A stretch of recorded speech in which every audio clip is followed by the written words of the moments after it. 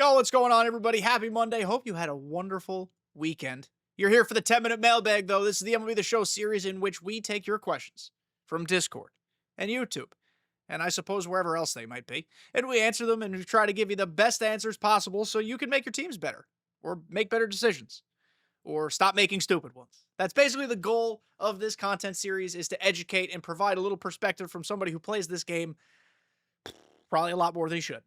All right, so without further ado, let's get into it. All right, folks, 10 minutes are on the clock. Please like and subscribe. This week might be the week we hit 8,000 subscribers. The road to 10K is paved. It's paved in gold, or at least silver. It's paved in something. Paved in diamond. 99 overall diamond is what it's paved in. Help me get there. Help us get there. This is a community. All right, let's do this damn thing. 3, 2, 1. Begin. First question today comes from Dustin. Dustin, how are you? I think we can all agree that SDS has really found its content stride since the Pipeline Pass program. I agree. They got eviscerated for that program. However, the structure of the program has gotten stale. It's just constant moments, edit lineup for missions, and then beat up on the CPU. Are there other ways you feel they can structure programs to not feel like it's the exact same thing every Friday?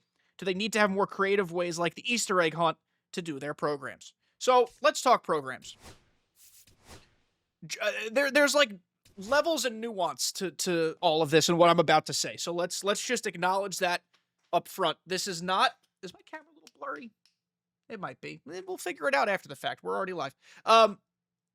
This is not a black or white scenario. There's a gray in the middle.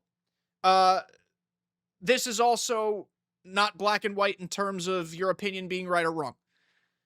Everybody who plays this game and interacts with this game differently is going to think differently on this subject. So from my vantage point, from someone who plays this game a lot, from someone who logs on every Friday, I mean every day realistically, and grinds this game,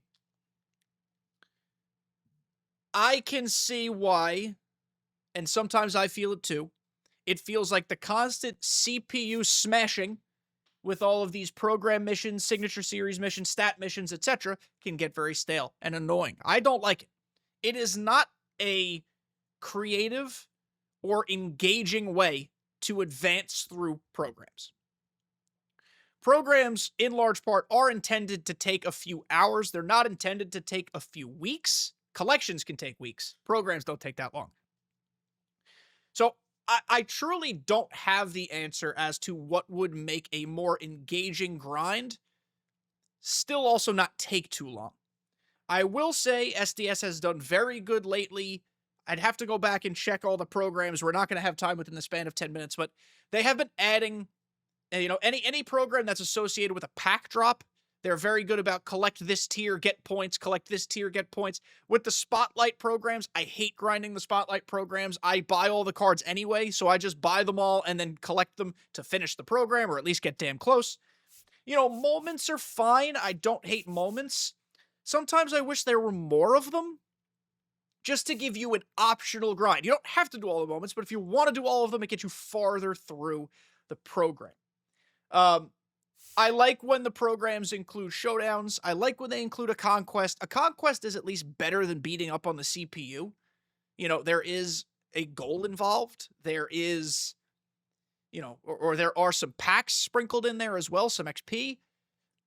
You can parallel the guys you want to parallel because theoretically you're just using your team in the conquest. So are there more creative ways to do programs and to grind these things? Yes, probably. Do I know what it is? Not necessarily, but I will say more often than not, these programs have been built in such a way that you don't have to do as much CPU grinding as before.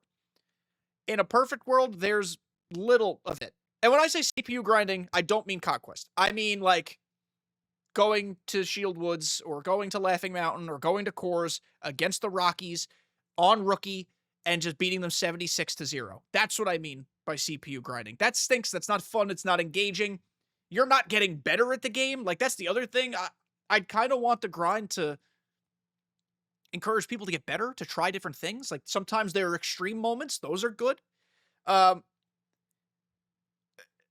The program grind certainly needs more variety. I think the variety has been better this year than it's been previously, or at least recently it's been better. just don't think we're all the way there yet with the grind. There's got to be something new that we've never even thought of, or SDS has never even thought of, that can help us reimagine how these grinds go.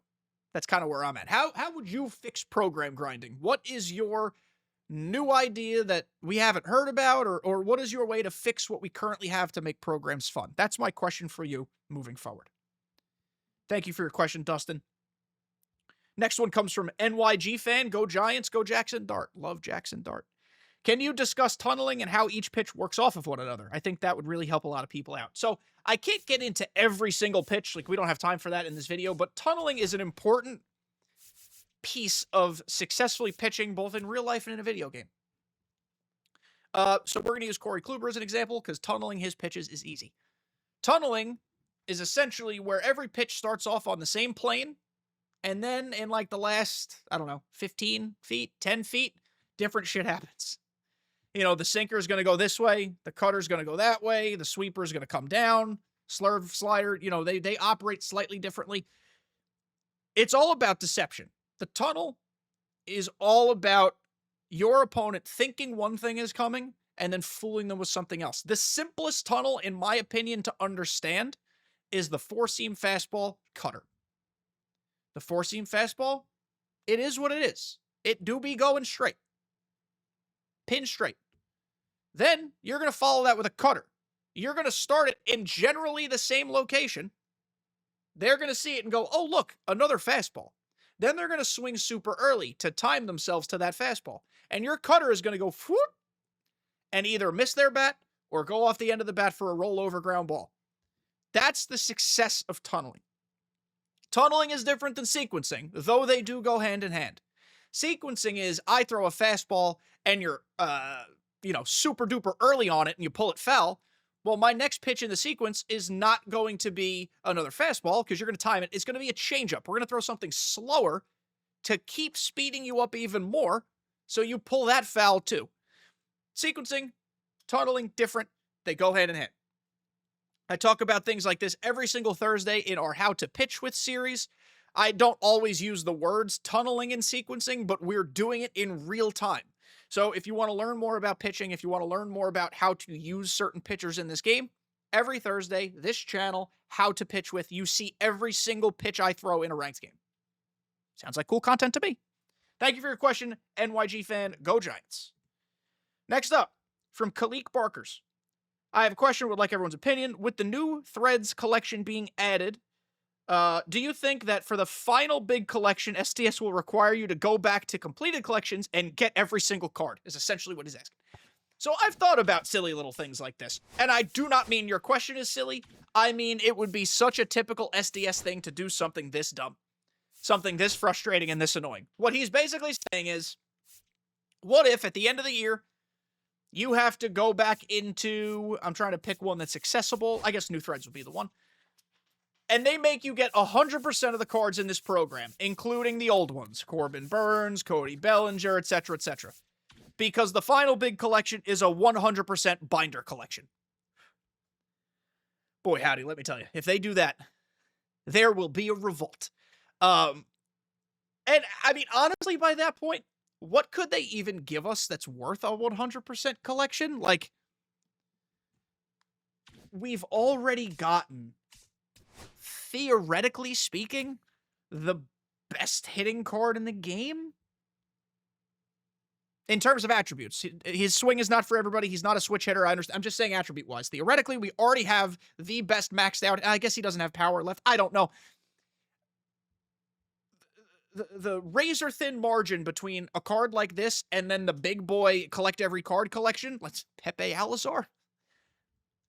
I don't know. I don't know if it would even matter. Very curious. They have had such a collection emphasis this year. I suppose it's not out of the realm of possibility. I have thought about this too. You are not the only person to think about this. When I have extra stubs laying around, sometimes I do just buy old cards just in case. You never friggin' know. I would say there's about a 20% chance maybe less than that, 10 to 15% chance that they do that. SDS, if you're listening, earmuffs, don't do this. Don't listen to this question. I suppose they could. God, I really hope they don't. Thank you for your question, Khalik. Final question today from Gavin Gilbert, 7469. Nice. Is there a player this season that you thought should have gotten a card but didn't? Still waiting on some of the guys like Cliff Lee. I really want to get a 99. Posada, I was waiting on. I was like, where's Jorge been? And then they dropped him. Kind of same goes for Bernie and cards like that. I'm waiting on 99 Mike Messina, and I don't mean to just be naming Yankees, but there's so many of them. The one card I'm now really waiting on, because I think you're talking about live series players more than anything. I'm saying this now.